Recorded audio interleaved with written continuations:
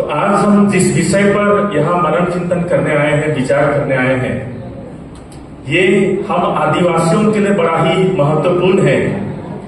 और इस विषय पर मैं दो बातें कहने जा रहा हूं।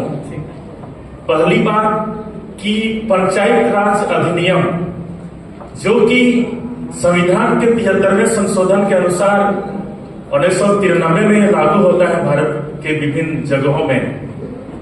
और जब हमारे आदिवासी बुद्धिजीवीगण जो इस कानून के बारे में बताते हैं कि ये कानून आदिवासी क्षेत्र में नहीं लागू हो सकती है, अनुसूचित क्षेत्र में नहीं लागू हो सकती है, तब भारत के संसद में ये बातें होती है और वो हुरिया कमेटी बना करके पेशा कानून के लिए जो रिपोर्ट बनती है और उसके अनुसार पेशा कानून 1996 लागू होती है। तो ये बातें हैं। तो पहला चीज कि जब पंचायत राज अधिनियम हमारे अनुसूचित क्षेत्र के लिए उपयुक्त नहीं है, इसलिए तो पेशा अधिनियम बना, ये हमारे मन में होना चाहिए। पहला कि पंचायत राज अधिनियम जो अनुसूचित क्षेत्र के लिए उपयुक्त नहीं है, इसलिए पेशा अधिनियम बना है। लेकिन अभी हमारा झारखंड सरकार क्या कर रही है, जो भी पंचायत उपबंध का नियमावली इन्होंने जो ड्राफ्ट बना करके साइट में डाला है, नियमावली 2024 करके, इसमें पूरे के पूरे पंचायत राज अधिनियम को ही हूबहू नियमावली के रूप में ये डाल दिया गया है और हमारे आदिवासियों को गुमराह किया जा रहा है, हमारे बुद्धिजीवियों को गुमराह किया जा रहा है और सरकार गुमराह कर रही है हम लोगों को।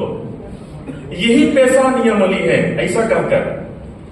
और ये पेशा नियमावली जब लागू होती है, जो अभी सरकार जो ड्राफ्ट बना करके जो डाली है, ये लागू होती है यदि झारखंड में, तो क्या दुष्प्रभाव हो सकती है, हम इस पर थोड़ा सा बताना चाहते हैं।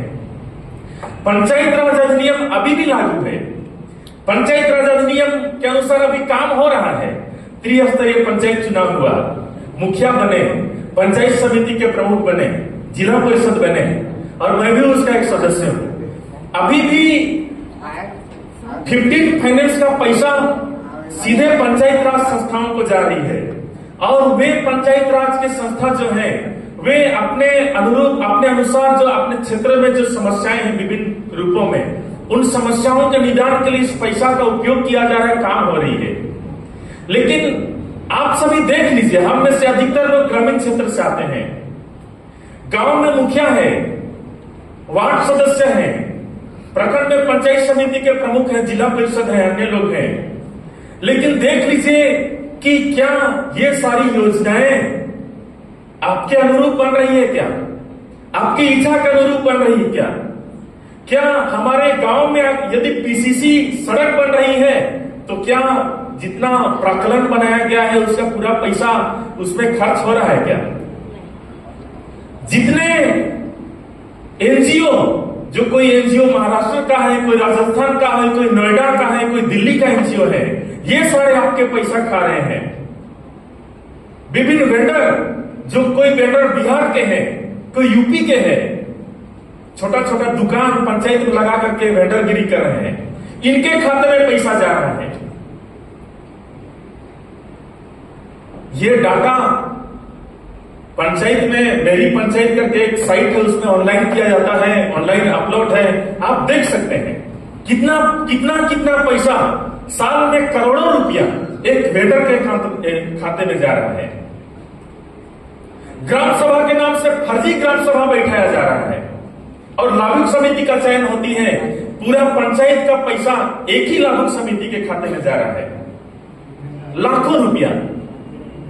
तो ये है पंचायत राज व्यवस्था का सिस्टम, ये है पंचायत राज व्यवस्था का प्रभाव।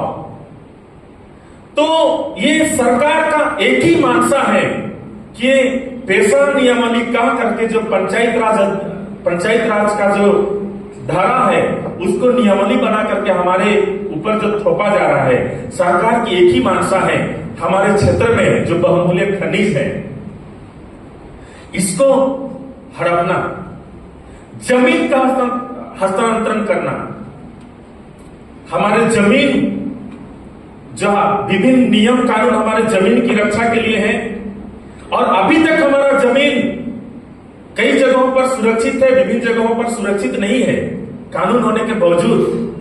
अगर ये कानून लागू हो जाती है तो हमारा जमीन धड़ल्ले के साथ दूसरे लोगों के हाथों में हस्तांतरण होगा। तो ये दुष्प्रभाव ये कानून का होने वाला है। जो पेशा नियमावली जो 2024 सरकार बना करके, जो ड्राफ्ट बना करके साइट में डाला है, इस कानून का यही दुष्प्रभाव होने वाला है हमारे क्षेत्रों में। हमारे जमीन हमारे हाथों से जाएगा, हमारे जो वनोपज पर जो अधिकार है, ये वनोपज का जो अधिकार हमारे हाथों से जाएगा। दूसरे लोग इसकी ठेकेदारी करेंगे आउटसोर्सिंग के माध्यम से।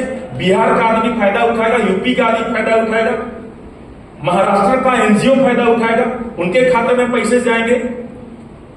और जो खनिज है, लघु खनिज है, ये हमारे हाथ से चला जाएगा। ये तो इस कानून का दुष्प्रभाव होने वाला है। अभी हमारी विरासत, हमारी परंपरा के नाम से जो किया जा रहा है, शपथ ग्रहण कराया जा रहा है विभिन्न जगहों पर घूम घूम करके, ये सारी चीजें दिखावा है। हमारी परंपरा को, हमारा जो रीति रिवाज है, उसका ये लोग कई तरह से विकृतीकरण इसको करके परोस रहे हैं, पेश कर रहे हैं।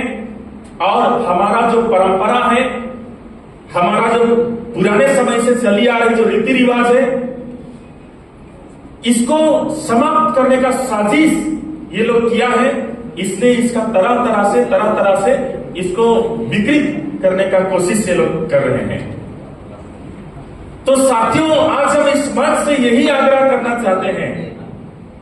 मैं पंचायत राज व्यवस्था का एक सदस्य हूं, एक अंग उसका हूं। मुझे पता है पंचायत राज व्यवस्था का दुष्प्रभाव हमारे गांव में इन दिनों किस तरह से हो रही है। और आने वाले समय में जब एक कानून लागू हो जाती है, ये नियमावली लागू हो जाती है, तो और ही ये लोग इनका मनोबल बढ़ जाएगा। और उसके बाद हमारे चीजों का, हमारे जो संपत्ति है, इनका दोहन करने लगेंगे। तो आज हमें ये तो निश्चित करना होगा सबसे पहले कि हमें पंचायत राज नियमावली, पंचायत राज अधिनियम का नियमावली नहीं चाहिए, हमको पैसा चाहिए। ये तो हमारे मन में होना चाहिए। ये हमारे मन में होना चाहिए पहले कि पंचायत राज अधिनियम जो 1993 में लागू हुआ, वो हमारे आदिवासी क्षेत्र में नहीं चाहिए था। इसलिए हमारे बुद्धिजीवियों ने पेशा अधिनियम 1996 की मांग की। इनका अधिनियम बनाया गया, पास भी किया गया। और अब सरकार जो हमको धोखा से पंचायत राज अधिनियम को हमारे क्षेत्र में लागू करना चाहती है, तो हमारे मन में दृढ़ निश्चय होना चाहिए कि हमें नहीं चाहिए, हमें पैसा चाहिए।